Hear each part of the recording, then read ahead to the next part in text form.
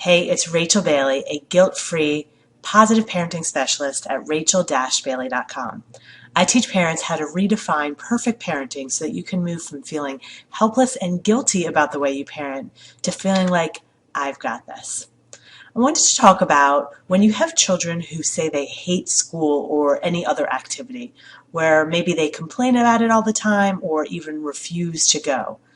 This is really hard for us as parents because it makes us feel so helpless. We just want to fix it like we used to be able to fix their boo-boos with a kiss. And often we can't, so it hurts them and it hurts us. So I want to tell you 3 things you can do even when you can't fix what's going on at school or even when you can't force your child to go to a specific activity. The first thing you want to do is listen to them when they tell you how unhappy you are. Usually as parents, we do go into fix mode and we try to make everything better, but what children really need is someone to listen to them. Because when they get out their feelings, it's actually a form of processing and moving on. And kids and adolescents have told me over and over that the more we try to fix the problem, the more they just hold it in because they don't want to deal with us trying to do that. And when they hold their feelings in, the feelings don't actually go away. They just build and build, and a child will walk around in yuck, which you can see in their behavior. If listening to them makes you feel helpless, keep in mind that connection is one of the most powerful tools that you have as a parent when you can't specifically fix something for your child. Human beings are wired for connection. It's in our DNA, and sometimes that's all someone needs. Think about a time where someone has just sat with you and listened to you when you were hurting. You've probably experienced the power of that. So the next thing you want to do if your child hates school or another activity is you want to have them try to solve any problems by getting them to find a solution. So we're not going to sit and let them wallow in their feelings. There's usually something they can do about it. But instead of you trying to fix that problem, you want them to come up with their own solution. Instead of giving answers, ask them questions.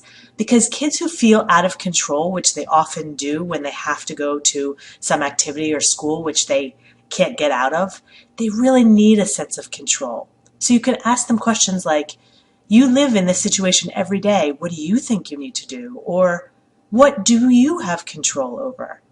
When they say, I don't know, which they often will, you can ask, would you like some suggestions for me? But if they say no, be okay with that. You can just respond, okay, well, I'm here if you ever want someone to brainstorm with. Because when we give them the answers, they actually get more anxious when we aren't around to help them. But when they find their own solutions, children become more confident. And they're also more likely to follow through when solutions come from them because it resonates more with them and it sort of holds them more accountable to their own ideas. The last suggestion I have for you is to find others who are going through the same thing. The worst part about, I think, anything that has to do with parenting is feeling like we're going through it alone. The same is true for your children. It makes them feel worse to think that they're the only ones who are experiencing what they are. So look for other people who are struggling with school or whatever your child is struggling with, not only for your child, but for you.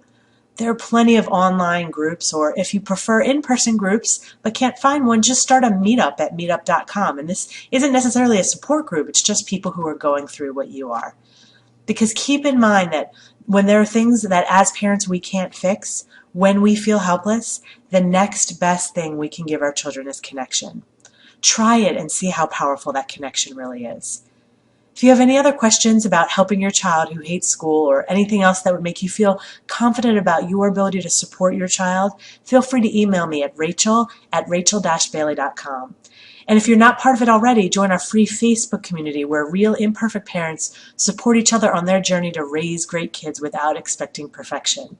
Just type Redefining Perfect Parenting into the search bar on Facebook and you'll find us.